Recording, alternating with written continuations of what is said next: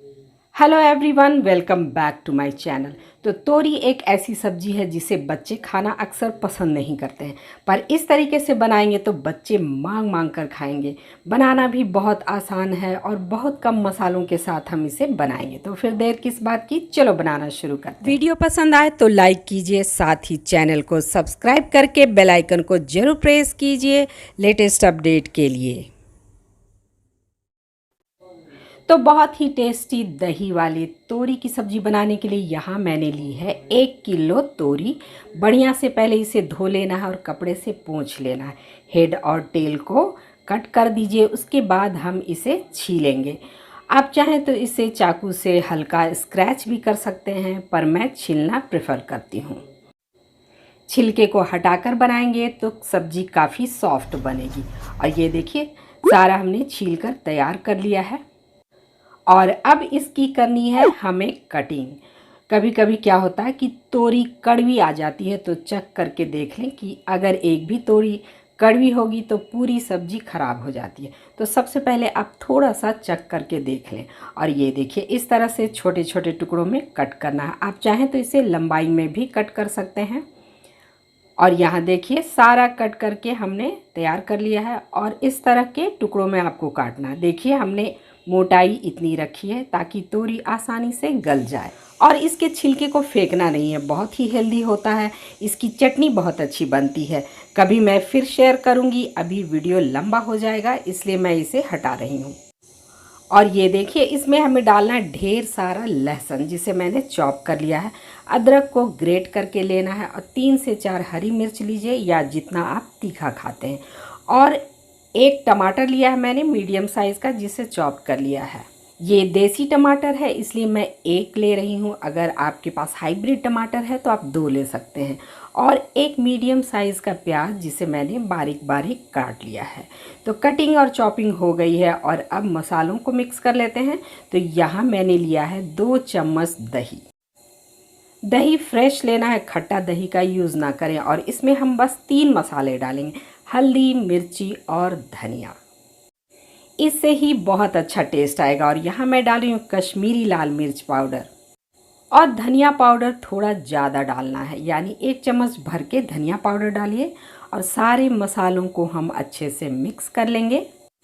मसालों को इस तरह से मिक्स करने से 2 फ़ायदे होते हैं। एक तो मसाले अच्छे से फूल जाते हैं, और दूसरा जब हम दही डालते हैं ग्रेवी में तो वो फटता नहीं है। तो इस तरह से मिक्स कर लीजिए इसे, और इसे रख देते हैं साइड में ताकि मसाले वगैरह अच्छे से फूल जाए। और अब एक कढ़ाई को गर्म कीजिए और उसमें डालिए 2 छोटे चम्मच तेल। तेल बहुत ज़्यादा यूज़ नहीं करना है। सरसों तेल मैं ले रही हूँ, आप चाहें तो कोई सा भी तेल ले सकते हैं जो आप यूज़ करते हैं। और ये देखिए, इसमें मैं डाल रही हूँ एक स्पेशल मसाला, जिसे कहते हैं पंचफोरन।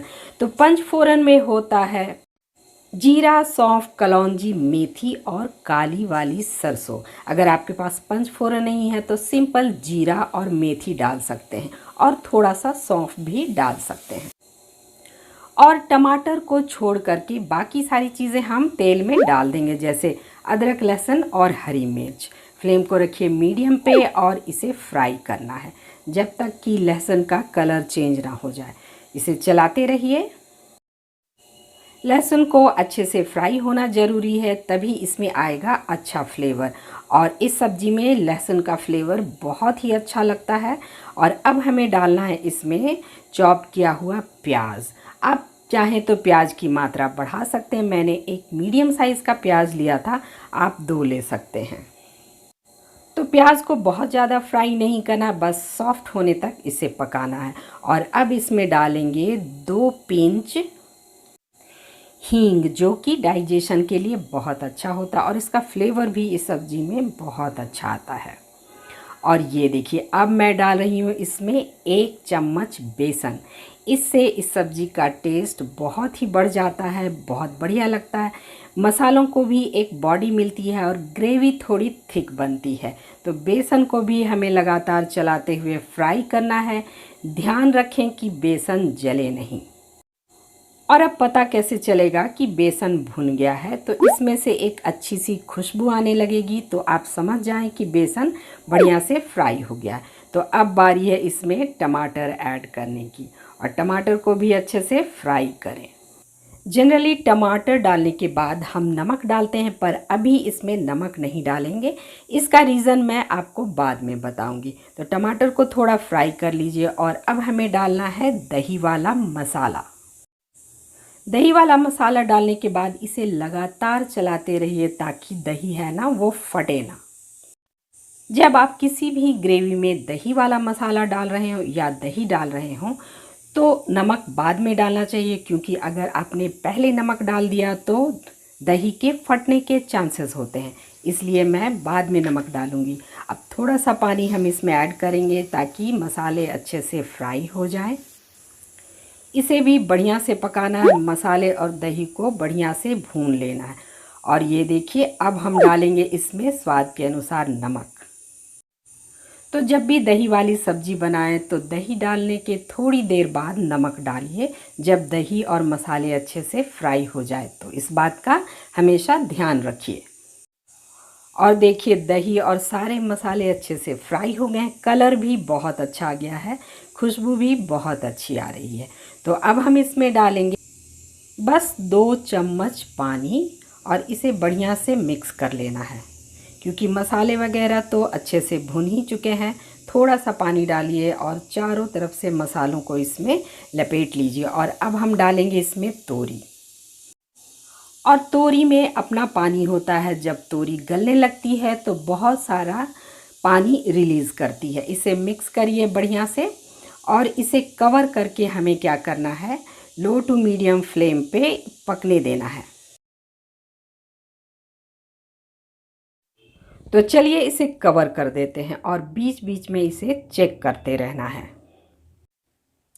और 2 से 3 मिनट के बाद इसे चेक कीजिए और ये देखिए बहुत सारा पानी तोरी ने रिलीज़ किया हुआ है। मिक्स कर लीजिए इसे और कवर करके हम इसे फिर से पकाएंगे। 3 से 4 मिनट के बाद आप देख सकते हैं कि तोरी ने काफ़ी सारा पानी छोड़ा हुआ है। मिक्स कर लीजिए और अभी ये तैयार नहीं है, क्योंकि इसे और पकाना ज़रूरी है। तो कवर कीजिए और 2 से 3 मिनट तक फिर हम इसे पकाएंगे। 2 से 3 मिनट तक पकाने के बाद आप देख सकते हैं कि काफ़ी हद तक पानी सूख गया है। आप चाहें तो ग्रेवी को थोड़ा और गाढ़ा कर सकते हैं। मैं इसे पराठों के साथ सर्व करने वाली हूँ, इसलिए मैं इसे इतना ही पकाने वाली हूँ। आप चाहें तो थोड़ा और इसे पका सकते हैं। और अब चेक करके देख लेते हैं कि तोरी अच्छे से गली है या नहीं। तो बहुत ही कम मसालों में, बहुत ही कम इंग्रेडिएंट्स में ये सब्ज़ी बनकर तैयार हो जाती है और खाने में भी काफ़ी मज़ेदार लगती है। और ये देखिए तोरी की सब्ज़ी अच्छे से गल गई है। तो अब हमें क्या करना है, फ्लेम को कर देना है बंद। अगर आपके पास धनिया की पत्तियां हैं तो उसे इसमें ज़रूर डालें, बहुत अच्छा फ्लेवर आता है। तो चलिए फ्लेम को कर देते हैं बंद और सब्ज़ी को थोड़ा ठंडा होने देते हैं। दही वाली तोरी की सब्ज़ी बनकर तैयार है। इसे चाहें आप पूरी, पराठे, चपाती या चावल के साथ भी सर्व कर सकते हैं। बच्चों को भी बहुत पसंद आएगी।